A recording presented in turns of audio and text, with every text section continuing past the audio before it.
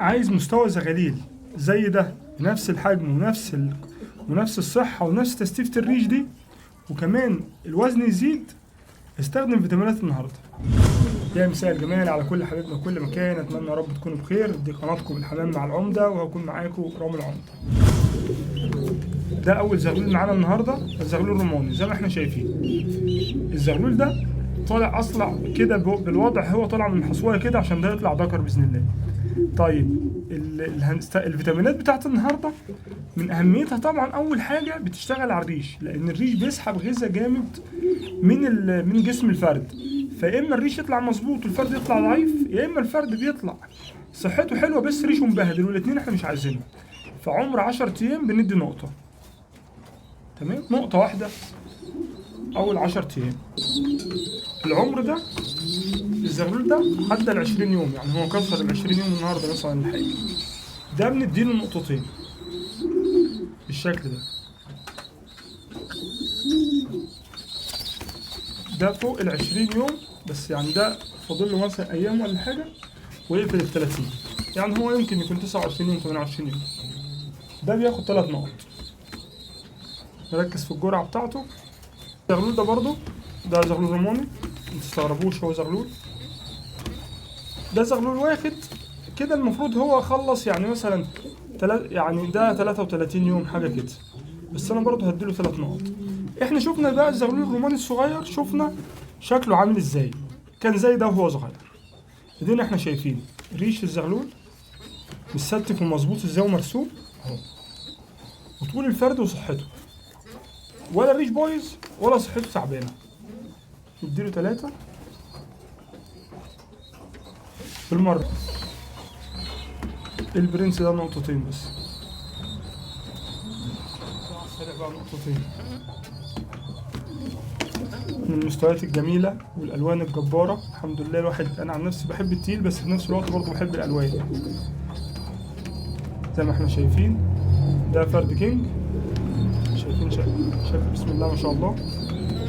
زغلول لسه عمره ما عداش ال 17 18 يوم.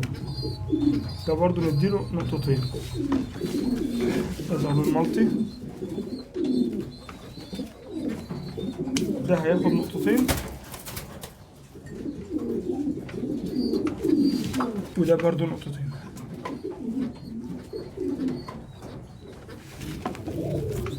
نقطتين هنا ونقطتين هنا.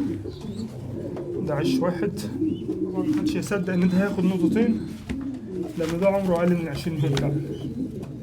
بس مالتي يعني نفس الكلام، نقطتين بس هو تحت حضانات جميلة يعني، نجربه معايا. زغلول روماني طالع بنفس المستوى والمعاملة. شايفين الريش عامل ازاي؟ هنقرب لكم من الكاميرا شوية. شايفين ريش الزغلول ده عنده النهارده مثلا 20 يوم. شايفين ريش الزغلول؟ اتحدى حد يكون عنده روماني الريش عنده بيبقى طالع بالشكل ده متستف كده. شايفين الريش طبقات فوق بعض ازاي؟ شايفين؟ وتحس ان الريش نفسه تحس انه زياده في الجناح اهو، مع ان هو لسه صغير اهو، بس ادينا شايفين من فوق عامل ازاي. ده هنديله 3 نقط. ده معاه في نفس العش وما يقلش حجمه عنه حاجه. هنرفع شويه عشان ده متحص حاجه شويه. الزغلول ده اللي هو ابن الكينج على كير اللي حضراتكم عارفينه. هو للناس برضو اللي ما بتتخيلش انتاجه عامل ازاي، زي ما احنا شايفينه. هو انتاجه بيبقى جسم الكينج. بصوا الزغلول حتى تحس ان هو تقيل، مش قادر يقف لسه. شايفين؟ لكن بيفرق بقى شكل العظمه، عظمه كبيره والعين بتطلع ضرب احمر. ناس كتير خدت من انتاج بجيب 20 عشان خاطر انا تعبت. ده مالتي طلع سيلفر، ده مالتي طلع احمر. ابتدينا الالوان في المالتي ابتدت تقلب معانا.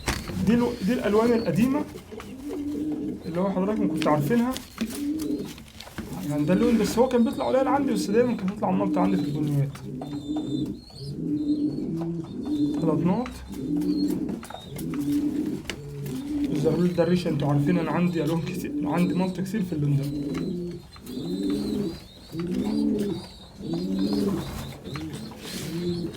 ملط من اللي بيملى العين وبيملى الطاجن. طبعا شغالين في الطاجن طلع بسم الله ما شاء الله، ربنا يبارك للجميع يا رب.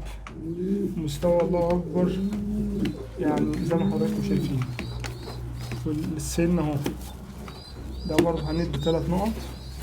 صدقوني ما فاكر، حتى انا مش فاكر سنه كام، بس الحجم ده انا هديله 3 نقط.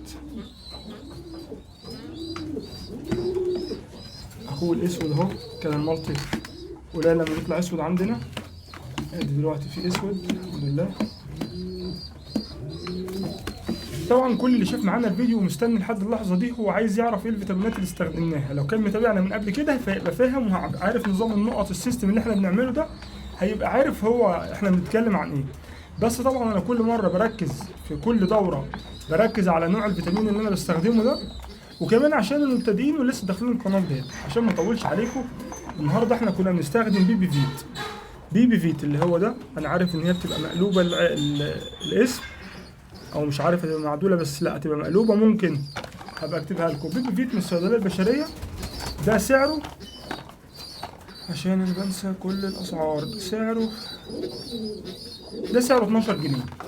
12 جنيه بتبقى العبوه بتاعته بالشكل ده بيبي فيت.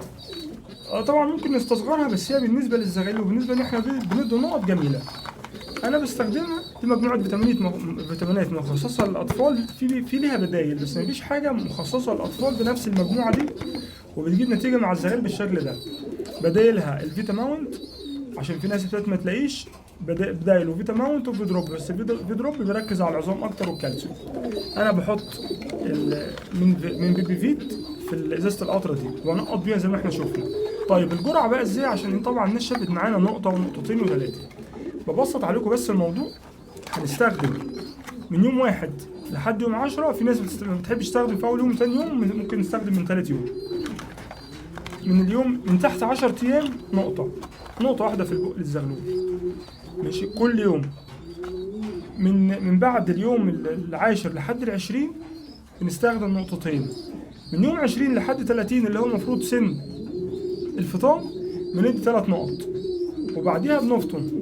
في زغاليل عندنا بتبقى ساعات زايده سنه، يعني مثلا زي الرماني بنلاقي بسم الله ما شاء الله كده حاجات مطفره وحاجات اوزان وريش مظبوط، يعني بتبقى محتاجه اهتمام شويه. ممكن نكمل معاها شويه 5-6 ايام تاني ب3-4 نقط ب5 نقط مفيش مشاكل، بس نحاول نلتزم بالجرعه عشان احنا بندي كل يوم في طول الوقت. فما نحاولش ان مثلا نلاقي باول يوم يعني اول كام ايام 3-4 نقط 5 نقط زي ما ننزل، لا، عشان خاطر ده برضو مهما كان علاج هو نعم فيتامينات، بس بتستخدمها بجرعه المظبوطه اللي احنا مجربينها طول الوقت هتجيب معاك نتيجه من غير اضرار باذن الله. بس انا بنصح كل المبتدئين وكل الناس اللي بتربي وعايزه تنتج زغلول ما ننساش نجاحنا في الهوايه جاي من انتاجنا، حجم انتاجنا، وزنه وعدده. حجم مش الوزن، وانا بتكلم على الوزن بالنسبه للناس بتربي تقيل، لان في ناس تانية بتربي حاجات تانية ملهاش علاقه بالوزن. فجودته وعدده ومستواه دول 3 حاجات بيحددوا اذا كنا ناجحين او يعني سامحوني كده في اللفظ فاشلين في التربيه. لان انتاج مظبوط يبقى انا هعرف ابيع، يبقى انا اعرف اكسب منه، يبقى اعرف يبقى ليه اسم، والناس تاخد مني الحاجه تقول الله يبارك له.